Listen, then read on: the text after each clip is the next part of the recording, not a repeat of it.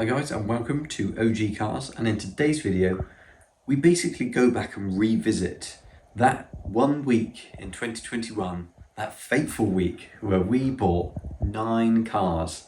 Now, long story short, because there's videos on this particular pickup already, which we'll put in the description below, briefly, basically I bought 2 Wartburg Knights in Aberdare that have been stuck in a barn for many years, and then we had a tip off to a Wartburg and a Skoda Favourite that were left outside in West Wales, to which we visited, and the owner came down from London to show us the rest of the cars he had in his barn, and basically we ended up, between G and I, buying 9 cars. So in this video we're going to let you know where they all are now.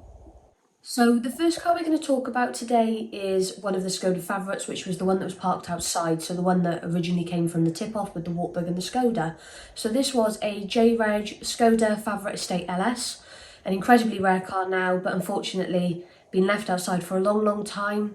It needed a lot of work, it wouldn't start, the owner couldn't find the keys. So what ended up happening with that car is it was broken for parts to an extent, and then we gave the shell to a friend of ours in the hope that one day he may restore that or use that shell for something else. That car does vaguely live on. The seats are in fact in Kelly because I always preferred the brown Mark 1 interior, and I also took a few other bits to be useful for other projects Skoda Favourites I had at the time. So the first car I bought was the Wartburg Taurus. Now this was a right-hand drive Knight Taurus, so original UK car. And I was so excited when I had the tip off. I was so excited when I saw it from afar. And then I saw it up close.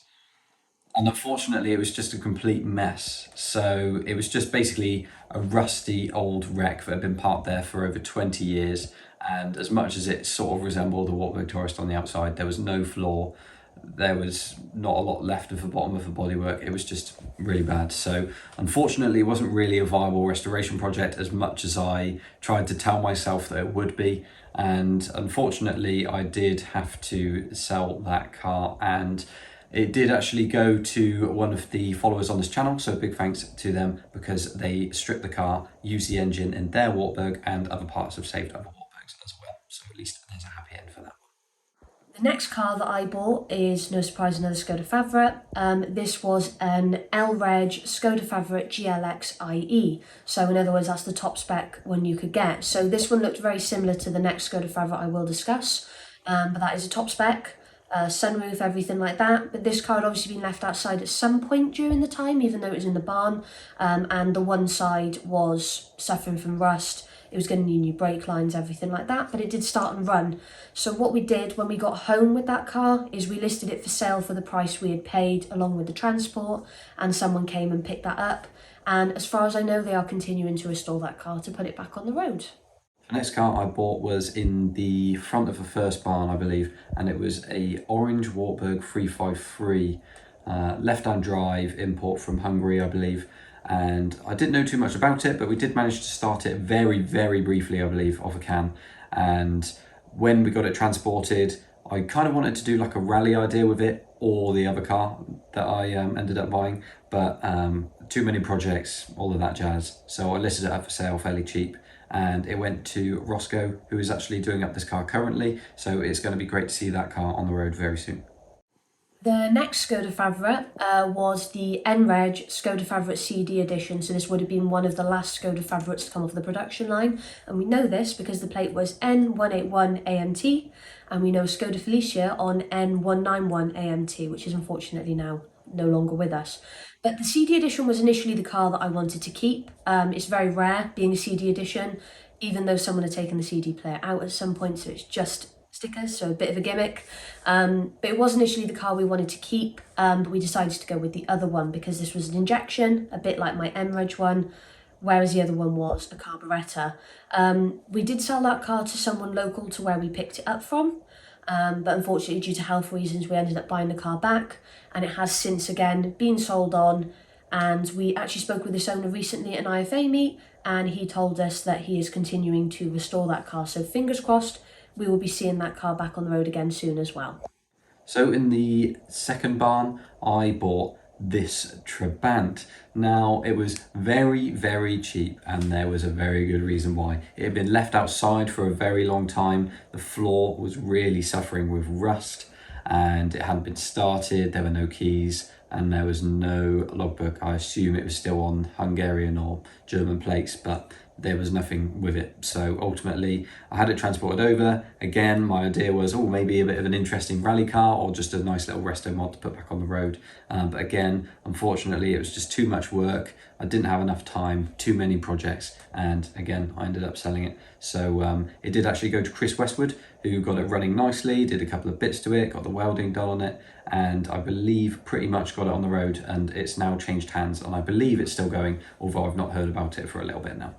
The last two cars were actually in a different location. So these were in a barn in Aberdare, and I actually bought these two prior to the other set of cars. Now, we went up and had a look at these cars on behalf of a Wartburg group where we were going to save two original right-hand drive Wartburg Knights from this barn in Aberdare. And basically, I agreed to buy them with the group, and then everyone else in the group backed out. So I ended up buying them all by myself with a load of parts. And there was a orange 1974, I think it was, and I believe it was a 1974 red one as well. So two Knight Mark IVs.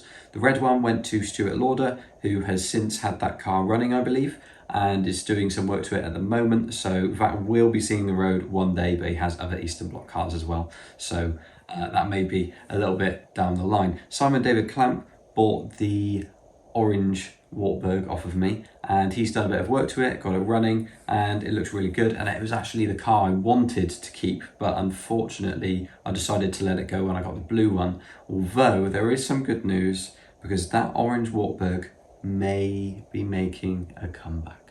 More on that in another one. And the last Skoda favourite I'm going to be discussing with you today is the Skoda favourite Forum Estate. So this is the one that was tucked at the very back of the first barn, and when it came out, me and Owen realised how special it probably was. So being a Forum Estate, according to how many left, there are 4 left. 2 now on the road, and 2 on Sawn. One we know of from being in cars you don't see any more pages, and our one being on the road, and we know of one being restored. The other one, don't know. But this car was a big project for me and Owen. Massive thanks to Owen behind the camera, because he put in so much work to this car. Whole coolant system, loads of engine work, loads of brake work, everything basically to get that car to where it is today, to the point where it's recently passed its MOT, which we're going to go into in another video later on. But that car is now back on the road, and as of now, we have no intention to sell that car. It's a lot of sentimental value considering the story we're telling you now about buying 9 cars. It's the only one that's left for now. So thanks very much for watching this video. I hope you've enjoyed seeing where these cars have come and gone.